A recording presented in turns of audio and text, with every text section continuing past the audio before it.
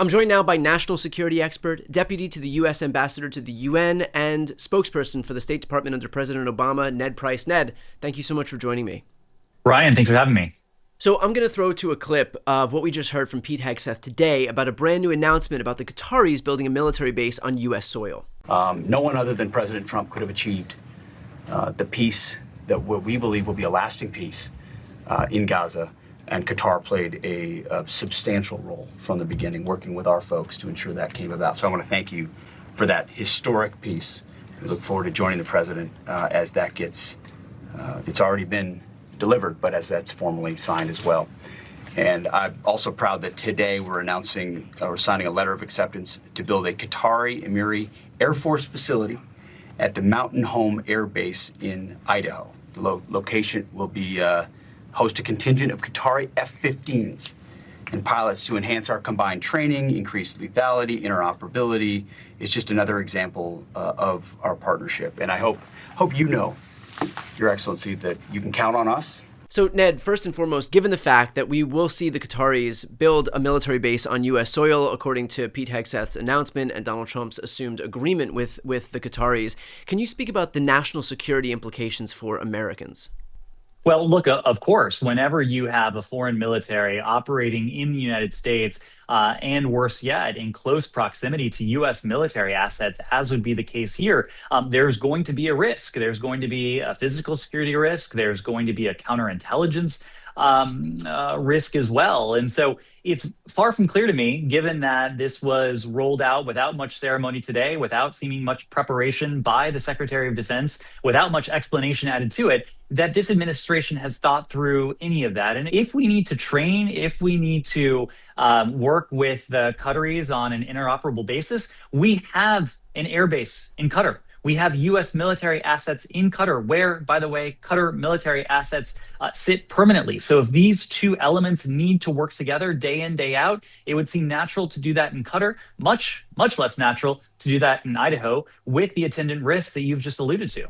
Ned, can you speak a little bit about whether or not this is an unprecedented move to have a foreign country have a military installation on U.S. soil, given the fact that this is not a NATO ally? Well, Brian, it's unprecedented in the sense that this is not a NATO ally. This is a country with whom we share some interests, but also have some disagreements. Countries like Germany, other NATO allies, have a military presence on U.S. soil.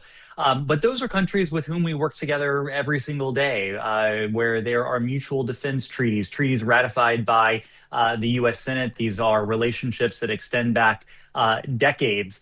In the case of a country like Qatar, my understanding is that this would be unprecedented, yes. So in terms of the other countries that we work with, whether they have facilities on our soil or we have facilities on their soil, it's because there's some shared interest in doing so, whether they're allies, whether we can, garner some benefit by being, strategically positioned somewhere in the world.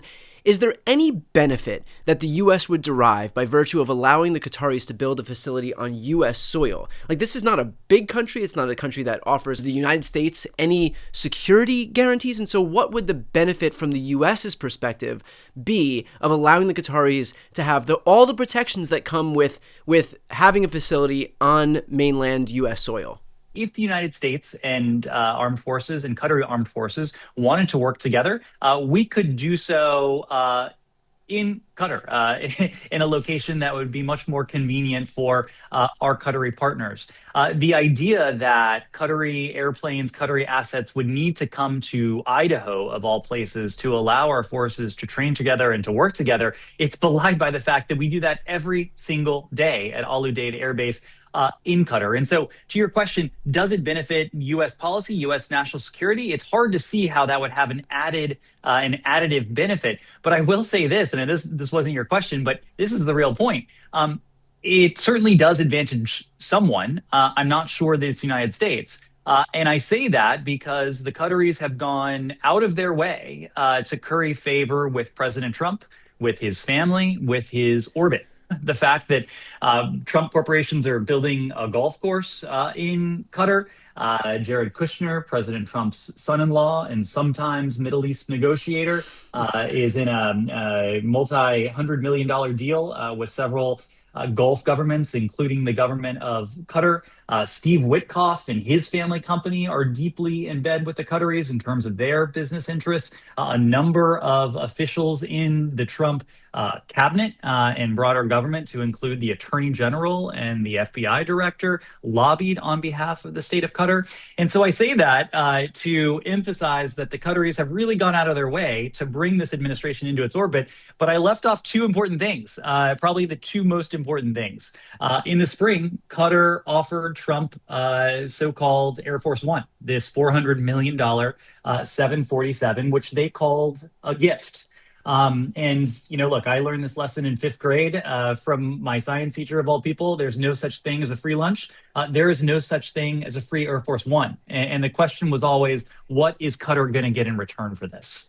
So is this a situation where basically Donald Trump is trading personal benefits for national favors? I mean, for the Qataris. I mean, in this situation, the only person on the U.S.'s side who derives any benefit is Donald Trump himself for an airplane that he was gifted, and his corporation for buildings that they can build in Qatar. And in exchange for that, they get all of the benefits of taxpayer-funded protections for the Qataris who are going to have a military base on U.S. soil. Well, look, it's hard to see a national security rationale for this, and Pete Hegseth nor other administration officials over the course of the day today have articulated that case in any detail, at least not from what I've seen. So I want to be as charitable as I can be. Perhaps there's a national security case. We haven't heard it. It's hard to think of one. And here's the thing, Brian, with this administration that is so transactional, and especially when they deal with interlocutors that are so transactional, like the Qataris, it is very difficult sometimes to disentangle what is actual good policy from what is pure corruption. And we may be seeing, in some ways, good policy here. I certainly haven't seen an argument that substantiates that. But unless and until we do, it sure looks like pure corruption.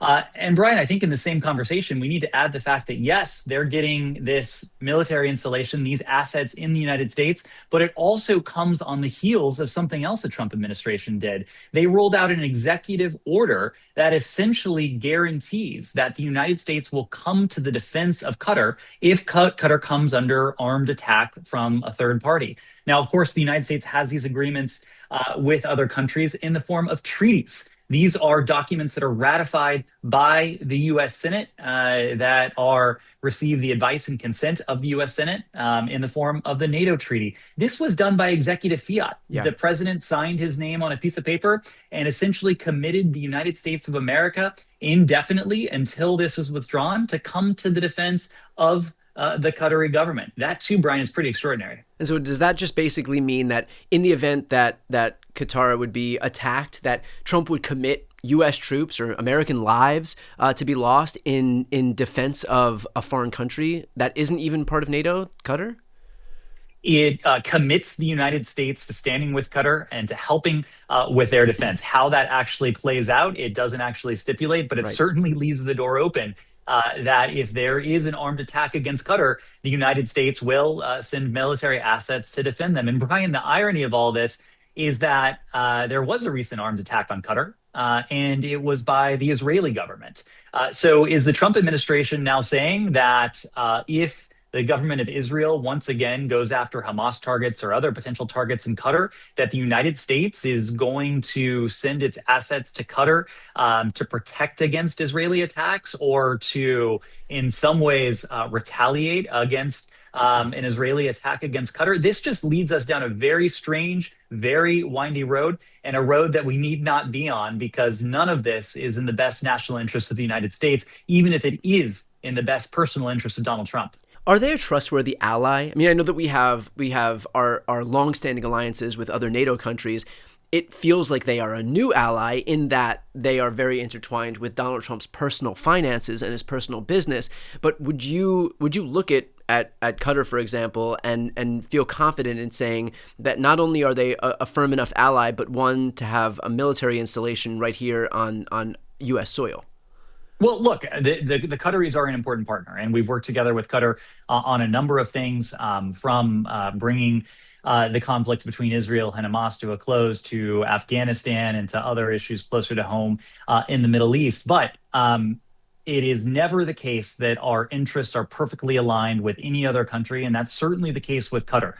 They have a very different relationship with the Taliban than we do. They have a very different relationship with Hamas than we do. They have a very different relationship with Iran than we do. And the reason we've often used Qatar for these challenges and more is because Qatar is sort of seen as a middleman. One of these countries that can talk to people we wouldn't talk to, like Hamas, in some instances like Iran, like the Taliban. Qatar is able to sort of straddle both of these worlds. Now, I think that speaks to the fact that we occupy very different places in the broader geopolitical context. It's good for some of our interests, but it runs up against some of our interests in other places. And so that's why this strange arrangement is, in fact, so strange. Can you speak about, from a broader perspective, this idea that Trump predicated so much of his campaign on presiding as an America First president, imposing the America First agenda? And in the last few months, we have seen Trump offer up a $20 billion bailout to Argentina, which is the same country that's usurping all of these soybean sales from China. It's no longer American farmers who are selling soybeans to China. Now it's Argentina. And so basically, Trump is rewarding the very country that's taking business away from American farmers because he's a fan of their president who showed up at CPAC and gave Elon Musk a chainsaw. And now we have a situation where the U.S. derives no benefit, but Donald Trump personally derives all these benefits from Qatar. And he's been gifted a plane, and he's able to build his properties on their soil. And in response to that, they get all the protections of having a military base on American soil. And so just this idea that what he promised was America first, when in reality, he's delivering anything but. And Brian, I think there are a number of other examples you can cite that speak to that, including the provision of advanced microelectronics to China, the provision of advanced chips to the UAE in an arrangement that ultimately came to benefit others in the Trump orbit, including the Witkoff family, and what just reeks of corruption. This has been an absolute through line through President Trump's first two terms, including in the second term so far. If you were go back to the first Trump term, if you remember what his first impeachment was all about, it was about putting President Trump's own, in this case, political interests ahead of our national security interests, where he tried to extort President Zelensky for what he called dirt on Joe Biden, on Hunter Biden, looking ahead to the 2020 election. This has always been about Trump saying that his frame, his mentality is America first, but in every single case that we've seen, it's been Trump first, whether it's been his political interests, whether it's been his own financial interests, whether it's been the interests of his family and those in his orbit. This is a president who time and again has seemingly sold out the better interests of the American people when his own narrow interests came into conflict with them. And finally, Ned, I have to ask this. Can you talk about the legality of this move more broadly? Does Trump have the unilateral authority to be able to do this? Is this something that normally Congress would weigh in on? Kind of where do we stand on that element of things? Well, in these broader elements, Congress would absolutely weigh in when you take into account the executive order the Trump administration put forward a couple weeks ago that commits the United States to coming to the defense of Qatar in the event of an armed attack.